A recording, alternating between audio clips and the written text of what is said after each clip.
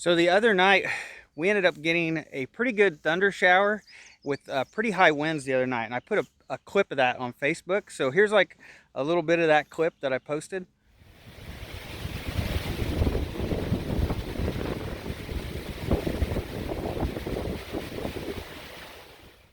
So as you can see, that was a pretty strong little storm, had a lot of wind to that storm. And we ended up getting a lot of storm damage when that happened after that storm. And one of the first things we found was out here in the orchard.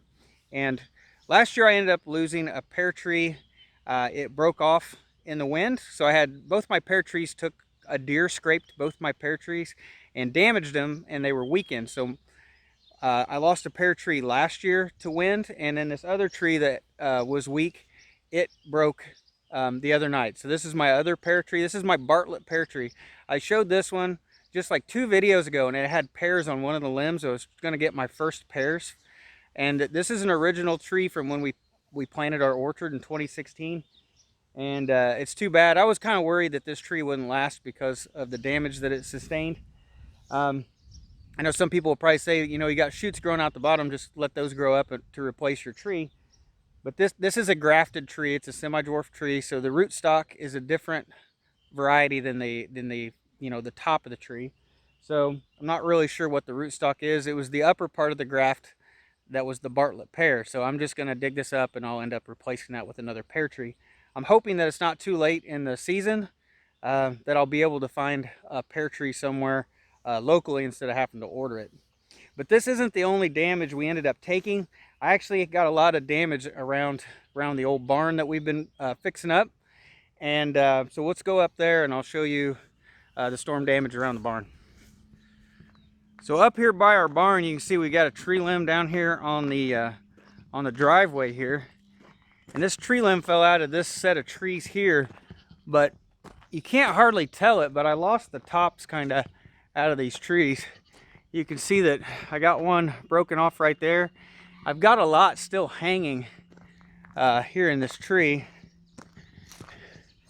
Like right here, there's a limb. You can see it, the top of that tree fell down and it's still hanging in that tree right there.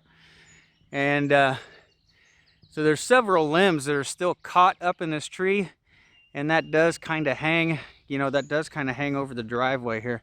So we've got a bunch of dead limbs in here that we need to drag out of that tree, and I'll have to get this one here off the lane. But the thing I'm really worried about is right here on the barn. I lost some limbs up here, and they're laying on the barn, if you can see that. So I've got these limbs that are broke off. They're just kind of down on top of some other limbs. I got some other limbs kind of holding them up a little bit, but it's really hard for me to probably show you this. See if I can get a good view. Just can't really, it's very hard to see, but a limb broke off from here. You see it, it's laying across there and then laying over the rest of those limbs. So I've got a pretty good sized chunk of tree that come down, and luckily some of these other limbs are kind of keeping it from falling on the barn. So anyway, I'm gonna go ahead, I'm gonna get a ladder out, I'm gonna get up on top of this roof. I'm gonna try to assess this.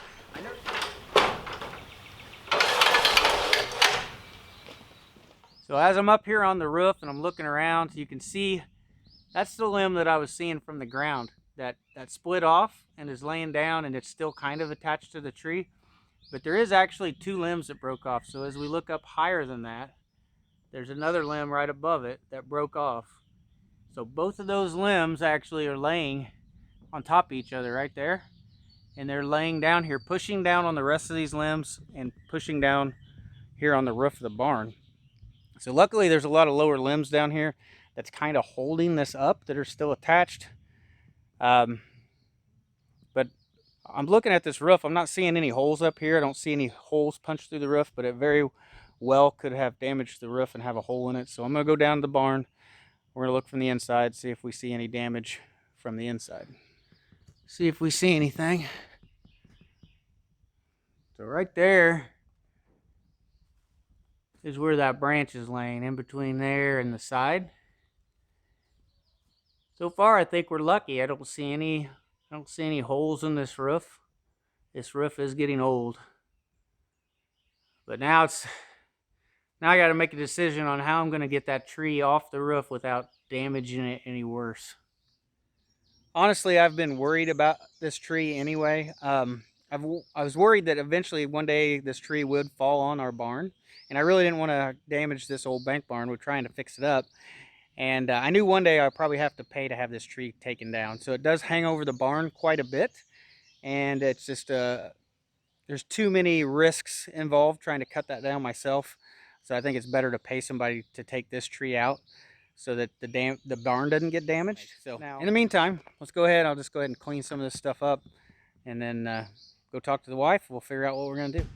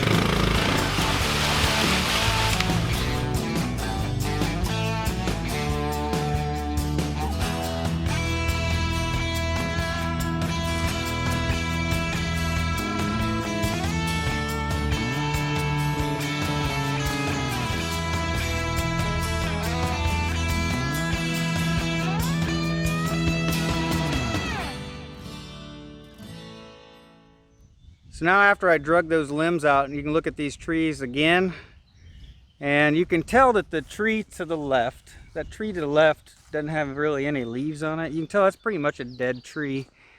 This tree right there. Now this tree right here, there's 3 trees here. There's 3 in a bundle there. So the one behind them is the healthy tree there. And then this tree right here, it pretty much just comes up, and then it's got another limb going that way that's kind of dead.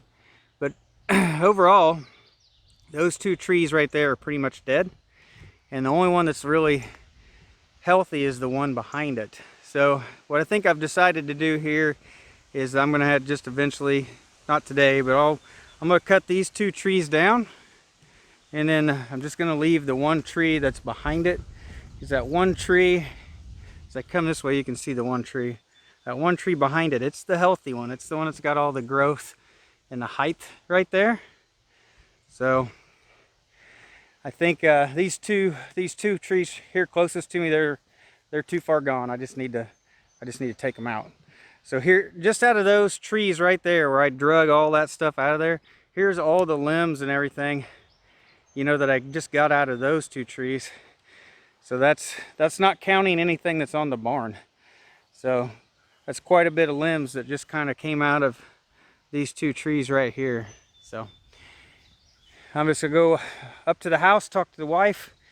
I guess we're gonna have to make a decision what we're gonna do about this tree right here. So let's go find out what we're gonna do. So I ended up talking to the wife about the maple tree, and I think she's a little bit disappointed because she loves that big old tree, but we've decided that we're just gonna have that whole tree cut down. So we made some phone calls. We got a company coming to look at it in about 4 days. And I know there's a lot of trees down right now, so that all the tree trimmers, you know, they're all busy right now. So it may take a couple weeks before they get here and can cut that tree down. The only thing we can do is just hope that the barn doesn't get damaged in between that time. So hopefully, hopefully they'll get here quick enough before those limbs fall all the way out and damage the barn roof. But right now, the barn's okay. We'll just have to wait and see how quick they get this tree taken down. But we did make it to the farm store today. Went to the farm store, and they actually did have a few fruit trees left. And this is an Anjou, a semi-dwarf Anjou pear, and it was 40% off. And we ended up buying it. We dug up the Bartlett pear. We dug the root ball out, and we got this one planted. So we've got it where we've got 3 T-posts here. We've got it where it's kind of holding this tree, you know, straight up and down. We just used some tubing here with some wire running through it to soften this. And then the tree itself, when we planted it, it has a nice tall, I like the graft of it. This is a graft right here, and I like that graft to be above the ground a good way. So this is at least a good 4 or 5 inches above the ground right now, and that's what I would prefer when I plant my tree, to have my graft that high. That way this upper part will never set root, because if it does, you end up with a standard tree, not a semi-dwarf tree. So we got it all planted and secure. So now we've replaced both our pear trees this year, and it'll probably still be another 3 or 4 years before we ever get fruits, before we ever get any pears in this orchard. So I think that brings us to a total of 4 out of 18 original fruit trees that we've had to replace. Eventually we'll get this orchard where all the trees are mature and we're getting lots of fruit, but I think it just takes time. But we've got the sun getting lower. It's starting to cool off. I think I'm just going to go ahead and finish my day out. I'm going to go up there. I'm going to clean out all those branches and everything I pulled out earlier and left on the ground. I'm going to go ahead and go back up there.